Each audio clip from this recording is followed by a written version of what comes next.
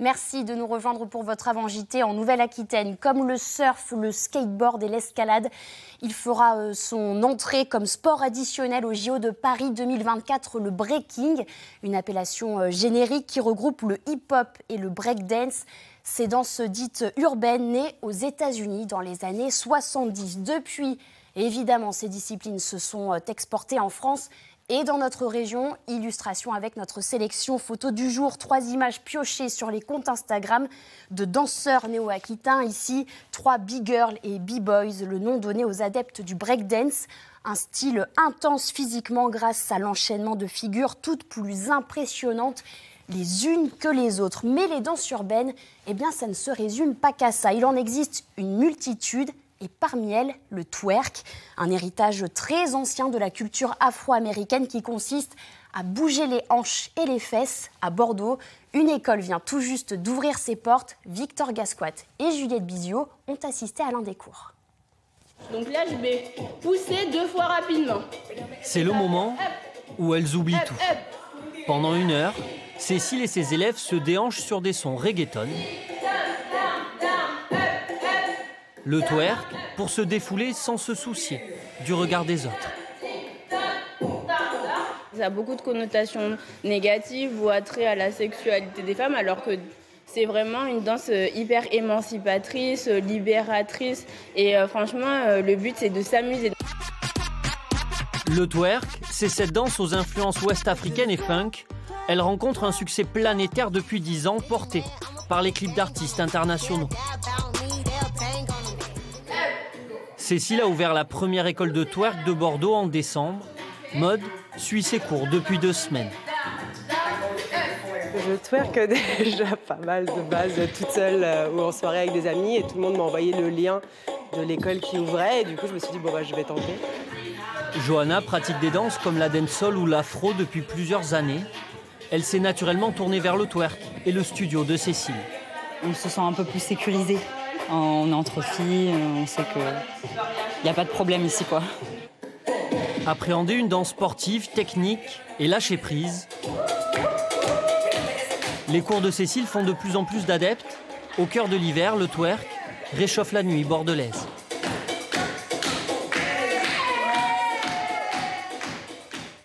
Le twerk, vous venez de le voir, et plus largement les danses urbaines ont longtemps souffert d'une image négative. On va en parler avec notre première invitée. Bonsoir Laurence Dufort, venez avec moi, merci d'être avec nous. Bonsoir. Vous êtes la directrice de l'école Studio Attitude, c'est à Ézines près de Bordeaux. C'est la première école de danse urbaine de la métropole bordelaise. Vous l'avez créée en 2006. Alors tout d'abord, comment est-ce qu'elles se sont démocratisées, popularisées, ces danses urbaines? Comment s'est opérée un peu la bascule entre l'image négative et aujourd'hui, tout le monde veut en pratiquer? Oui, effectivement, il y a 17 ans, l'image n'était pas très positive. On était sur des choses plus sélectives, plus la danse hip-hop, c'était une danse de rue. Et c'est vrai que ça s'est énormément démocratisé, notamment avec les danses comme le raga dancehall, le new style, le street jazz, le latino reggaeton, l'urban contemporain maintenant. C'est toutes les disciplines qu'on propose également au Studio Attitude et qui sont peut-être aussi axées un petit peu plus sur les femmes. En tout cas, à l'époque, en breakdance, c'était quand même plus masculin. Et aujourd'hui, les femmes aussi ont leur Même discipline. si le break aussi se fait avec les femmes, bien sûr. Alors, vous venez de nous lister toutes les danses que vous proposez au studio. Là, on voyait des images justement de votre école de danse.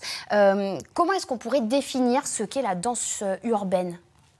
La danse urbaine, en fait, il y a vraiment les danses académiques avec le modern jazz, la danse classique et le contemporain, qui ont d'ailleurs des diplômes d'État. Voilà. Et les danses urbaines, c'est des danses plus actuelles, plus jeunes, où il n'y a pas encore donc, de diplôme d'État, où il y a moins de reconnaissance, qui sont beaucoup plus sur l'actualité. On voit beaucoup dans les clips à la télé, dans les émissions télé.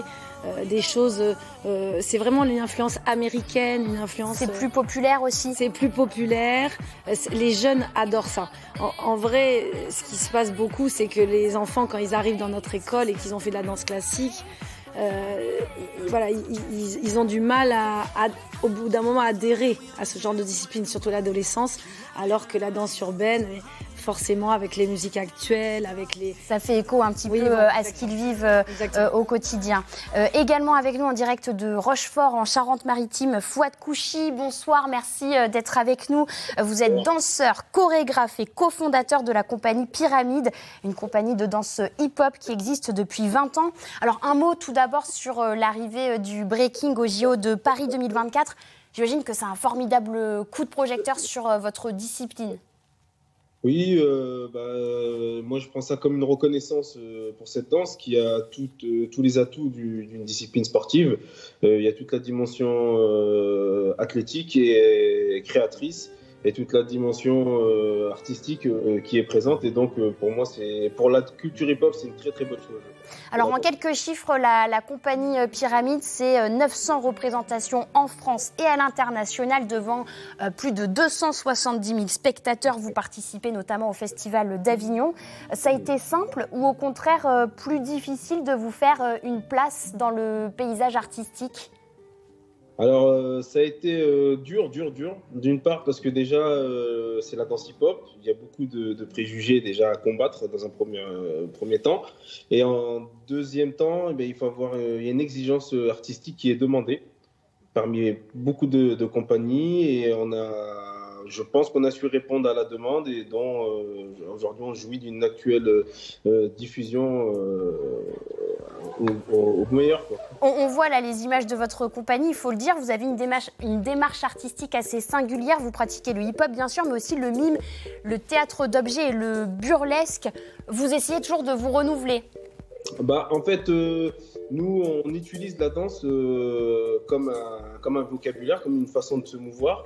Mais quand la danse devient une danse qui raconte, une danse qui ressent, ça devient tout simplement une danse d'auteur. Donc on passe au-delà de la danse performative, mais plutôt une danse d'auteur. Et donc tout de suite, on parle à une multitude de personnes. La chance qu'on a avec la danse, c'est que c'est une danse universelle et ça parle à tout le monde. Et c'est la même langue pour le monde entier, quoi. Laurence Dufort, vous aussi, à l'intérieur de votre école de danse, vous avez créé une compagnie, la Mega Unity, une compagnie qui rafle tout. On va voir là les images de votre spectacle Joker, si on peut les envoyer. Racontez-nous ce spectacle, où c'était, qu'est-ce que vous avez gagné ? Alors ça, c'est effectivement à Los Angeles. Cet été, on a eu la chance d'être qualifiés au World of Dance à Los Angeles. On a fait une 7e place mondiale. On a également présenté à Phoenix au Hip Hop International. Et on a réussi à avoir le podium et la 3e place. C'est une première pour un groupe français. J'avoue que c'est un exploit. Je suis encore un petit peu... j'en reviens toujours. C'est encore tout frais. Ça, ouais. Et rapidement, Laurence, pas besoin d'aller au bout du monde pour voir cette troupe sur scène. Tous les 2 ans, vous produisez à l'Arena à Bordeaux. Prochaine date, il faudra patienter un petit peu. 2024, effectivement, on fait un gros spectacle. Il y a 800 danseurs, plus de 5000 spectateurs à l'Arena tous les 2 ans. Ça regroupe en fait le studio Attitude de l'école de danse, mais également la compagnie Mega Unity. Exactement. Dans cette compagnie, il y a des adolescents à partir de 13 ans, de 13 à 30 ans, c'est ça, grosso modo. Les jeunes et les danses urbaines, on en a parlé, on va continuer d'en parler avec notre archive du jour. On remonte le temps et on s'arrête en 1999. Cette année-là, à l'île de Ré, notre équipe de journalistes assistait à un cours de danse hip-hop et déjà les enfants préféraient ça à l'école. Vous savez ce que c'est les DJ, les platines qui scratchent? Ils ont 2 platines, ils mettent des disques, vinyles.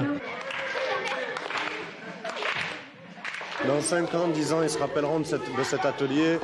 Quand ils parleront de la danse ou de la culture hip-hop, ils sauront de quoi ils parlent exactement, parce que je leur ai appris un petit peu l'histoire.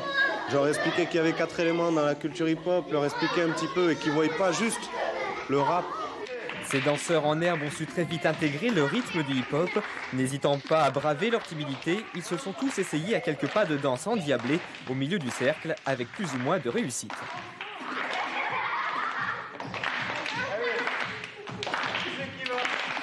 Mais 1 heure, ça passe très vite, alors finalement... Ça t'a plu ? Oui, beaucoup. Et ça m'a beaucoup plu. T'aimerais en refaire? Oui, beaucoup. C'est mieux que les cours? Oui, beaucoup plus. Alors ça, ce sont les tout premiers cours de danse hip-hop en France, hein, fin des années 90, début des années 2000. Fouad Kouchi, vous aussi, avec votre compagnie Pyramide, vous proposez des ateliers. Qui sont vos élèves? On a la chance ici en Charente-Maritime d'avoir toutes les communes autour qui désirent de la danse et de la danse hip-hop plus spécialement. On a aussi une école qui regroupe 200 élèves, donc ce qui est assez énorme. On n'a limite pas assez d'intervenants pour pouvoir assurer tous les cours. Et on a un peu de tous les âges, donc ça va de public familial à des petits-enfants. On a même des cours adultes pour les personnes âgées.